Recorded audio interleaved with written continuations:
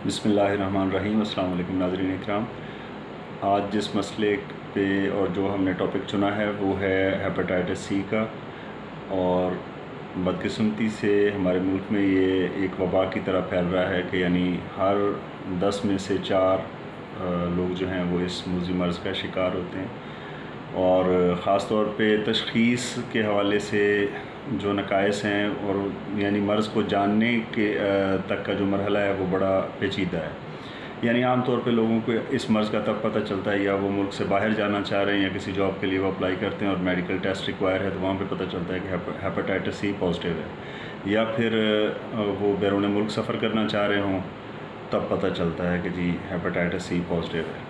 अच्छा, फिर पॉजिटिव आने के बाद हमारा जो रिएक्शन है वो बड़ा अजीबोगरीब होता है। मिसाल के तौर पे जो मेरा ज़ाती मुशाहिदा है वो ये है कि बाज़ ऐसे मरीज़ कि जो ज़िंदगी में कभी ना कभी पीले यरकान के यानी हेपेटाइटिस ई जिसे जॉइंटिस वो कहते हैं आम सादा ज़ुबान में, उसके जो मरीज़ रहे हैं और बाद में वो सी में कन्वर्ट हुए हैं तो वो बहुत ज़्यादा ख़तरनाक है। उन लोगों को चाहिए कि वो फ़ौरन से पहले अपने इलाज की तरफ आएँ। हाँ, अलबत्ता जिनको ये हुआ है मुख्तलिफ़ किसी भी यानी ज़रिए से ये ट्रांसफ़र हुआ मुतासरा इंतकाल खून वग़ैरह से, तो आम तौर पे वो लोग सही सादा ज़िंदगी गुजार रहे होते हैं, इतना मसला नहीं होता। अपनी ग़िज़ा का ख़्याल अगर रखें तो ये वक्त के साथ साथ ख़ुद ब खुद वीक होते होते ख़त्म भी हो जाता है। ठीक है, तो क्योंकि हमारा मेडिकल सिस्टम ऐसा है कि इसमें मर्ज़ की तशख़ीस या मरीज़ से हिस्ट्री लेना जो है वो आम तौर पे इसको इग्नोर कर देते हैं मुआलिज हज़रात, तो ये बहुत ज़रूरी है।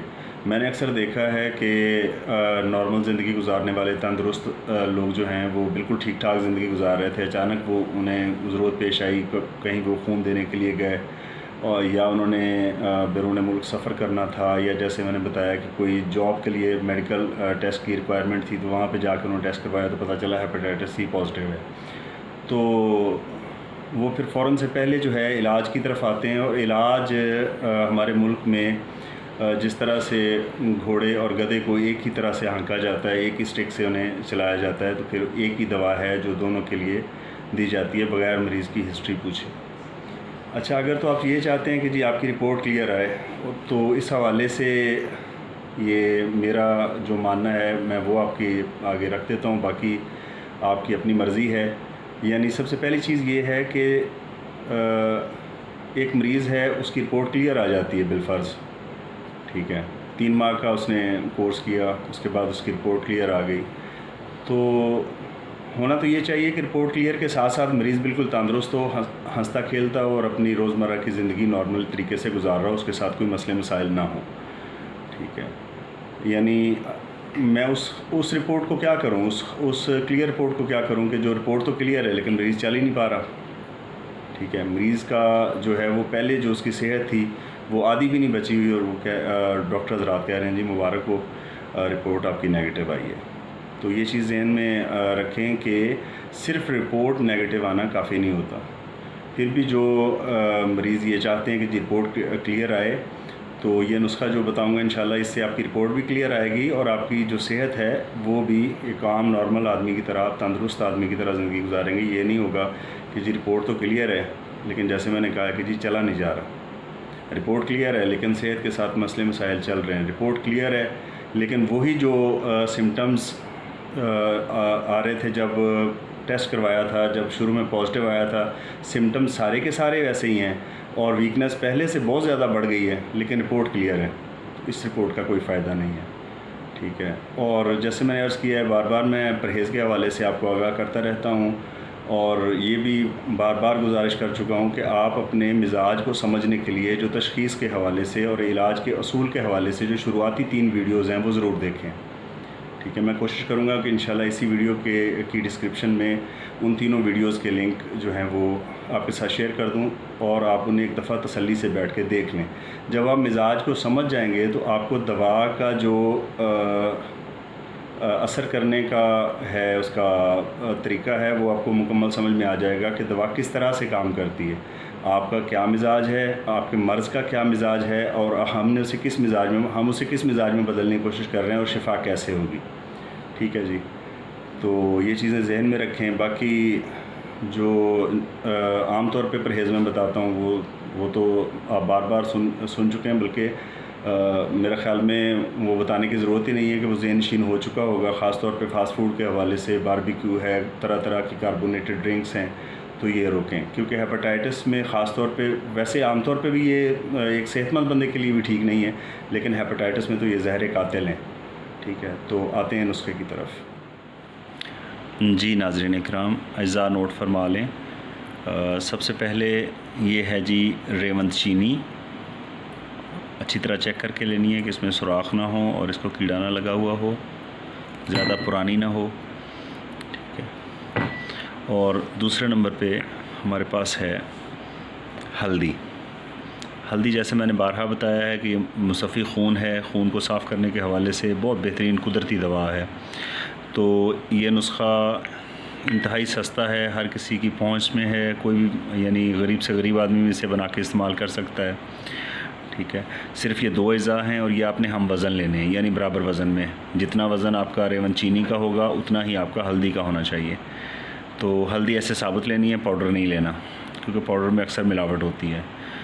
तो आपने इन दोनों को बाज़ार से पिसवा लेना है और पिसने के बाद ये इस तरह का सफ़ूफ बन जाएगा। ठीक है जी, अब आगे बताते हैं कि आगे आपने इसको मज़ीद क्या करना है। जी नाज़रीन, तवा मुकम्मल तौर पे गर्म हो चुका है। अब हम इस पर दवा डालते हैं।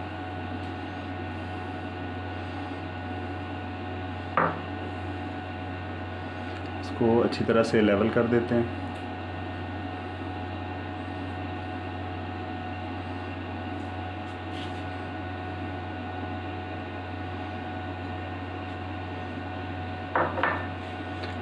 हमने इसे 70% तक जलाना है और 30% इसको कच्चा रखना है। तो जब ये 70% जल जाएगी तो दवा हमारी तैयार है। जी नाज़रीन इकराम, दवा हमारी तैयार हो चुकी है। जैसे आप देख रहे हैं कि 70% हिस्सा इसका जल चुका है, 30% बाकी है। तो हमने आग जो है वो बंद कर दी है और अब हम इसको उतार लेंगे। जब ठंडा मुकम्मल तौर पे दवा ठंडी हो जाएगी तो हम इसे पीस लेंगे। बस दवा तैयार है और बताई गई तरकीब के मुताबिक आप इसे इस्तेमाल करें, इंशाल्लाह इसके बहुत अच्छे नताइज मिलेंगे। जी नाज़रीन इकराम, आपने नुस्खे को बनाने के हवाले से मुकम्मल वीडियो मुलाहिज़ा फरमा ली। आपको पता चल गया कि अज़ा कौन से हैं और इसकी जो तरकीब तैयारी है वो क्या है। तो बगौर वीडियो को अच्छी तरह देख के उसके बाद आपने इसी तरह से, इसी तरतीब से इसे बनाना है। अब है इसका तरीका इस्तेमाल। तो 00 साइज़ कैप्सूल लें, यानी 1000 mg का आप कैप्सूल लेंगे खाली, वो आप कैप्सूल भर के रख लें। और बाज़ार से शरबत दीनार, ये किसी भी अच्छी कंपनी जैसे हमदर्द है, करशी है, आप उसका ले लें। ठीक है। और अगर आप कहेंगे तो मैं ऐसे शरबत दीनार पे एक अलग से वीडियो बना के आपको बता भी दूंगा कि शरबत दीनार के अज्जा कैसे होते हैं और वो आप ख़ुद कैसे बना सकते हैं। क्योंकि आफ्टर ऑल कुछ भी है, हम अगर अपने हाथ से एक दवा को तैयार करते हैं और हम कंपनी की बनी हुई लेते हैं तो उन दोनों में बड़ा फ़र्क होता है। क्योंकि कंपनीज़ ने आपसी एक उनका जो कंपटीशन होता है मार्केट में, उसको लेके चलना होता है। मिसाल के तौर पे अगर शरबत दीनार एक कंपनी 200 रुपये में फ़रोख्त कर रही है और दूसरी कंपनी जो अज्जा को, नुस्खे को उसी तरतीब, यानी पूरी तरतीब से मुताबिक, जैसे तरतीब के मुताबिक जैसे कदीम ये नुस्खा चलता हुआ आ रहा है उसके मुताबिक तैयार करती है, और वो सपोज़ बोतल मार्केट में पहुंचने के बाद वो 400 रुपये में जो है वो 400 से कम देना कंपनी को जो है वो बारे में नहीं है। तो लाजमी बात है कि वो 400 से नीचे वो बेच नहीं सकेंगे और 400 में ख़रीदेगा कोई नहीं, क्योंकि मार्केट में दूसरी कंपनियां सब 200 में चला रही होती हैं। तो फिर भी अगर ये जो 2 कंपनियां मैंने बताई हैं, हमदर्द और करशी, बहुत बेहतर है इनका मेयार, तो आप शरबत दीनार ले लें इनका। और दूसरे नंबर पे आप लेंगे अर्के मको और अर्के कासनी। अगर आपके शहर में ये सहूलत मौजूद है और अर्क निकालने वाले कोई ऐसे हैं लोग कि जो पैसे लेके अर्क निकाल के देते हैं और आप अपनी आंखों के सामने अर्क निकलवा लेते हैं, तो सबसे बेहतर है। अगर ऐसी सहूलत नहीं है तो फिर मजबूरी है, फिर इन्हीं कंपनीज़ पे हमें जो है वो इन्हिसार करना पड़ेगा, हमदर्द पे या करशी पे। तो आप इनका अर्क कासनी और अर्क मको ये दोनों ले लें। उसके बाद करना आपने ये है कि आधा गिलास आप पानी का लेंगे, उसमें आप 4 से 6 चम्मच शरबत दीनार और आधा कप इसमें अर्क मको और आधा कप अर्क कासनी, ठीक है जी। इस मिक्सचर के साथ आप ये 1000 mg का कैप्सूल एक सुबह खाली पेट लेंगे। इसी तरह आप असर के वक्त लेंगे, यानी जब दोपहर का खाना खाए हुए 2 घंटे गुजर चुके हों और रात के खाने में 2 घंटे अभी बाकी हों। तो ये है इसका तरीका इस्तेमाल। और ग़िज़ा के हवाले से जो खुश्क सर्द मिजाज की हामिल ग़िज़ाएँ हैं वो उसमें ख़ास तौर पे सब्ज़ियों में बैंगन है और गोभी है, बंद गोभी या फूल गोभी, दोनों खुश्क सर्द मिजाज रखती हैं, देर से हज़म होती हैं और इंतहाई सकील हैं, कब्ज़ करती हैं। और आलू हैं, इसके अलावा दाल माश है, तली हुई तमाम ग़िज़ाएँ, ठीक है, और तमाम खट्टी अशिया, इनसे आप सख्ती से परहेज़ करें। और दूसरे नंबर पे मैंने एक शरबत का नुस्खा शेयर किया था शरबत ज़ंजबील के नाम से, तो मैं उस वीडियो का लिंक इंशाल्लाह डिस्क्रिप्शन में डाल दूँगा, वो भी आप देख लें। तो अगर आप वो शरबत बना के उसके साथ इसको इस्तेमाल करते हैं तो इंशाल्लाह इसके जो हैं फ़वाइद मज़ीद बढ़ जाते हैं, क्योंकि आम तौर पे हेपेटाइटिस के जो सिम्टम्स हैं उसमें कब्ज़ और गैस का मसला और सीने की जलन का मसला आम तौर पे मरीज़ों में नोट किया जाता है।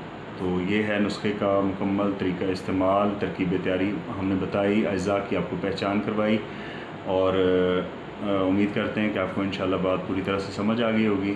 तो हमें दें इजाज़त, अपना ख्याल रखें और अपने इस चैनल का भी। अल्लाह हाफ़िज़।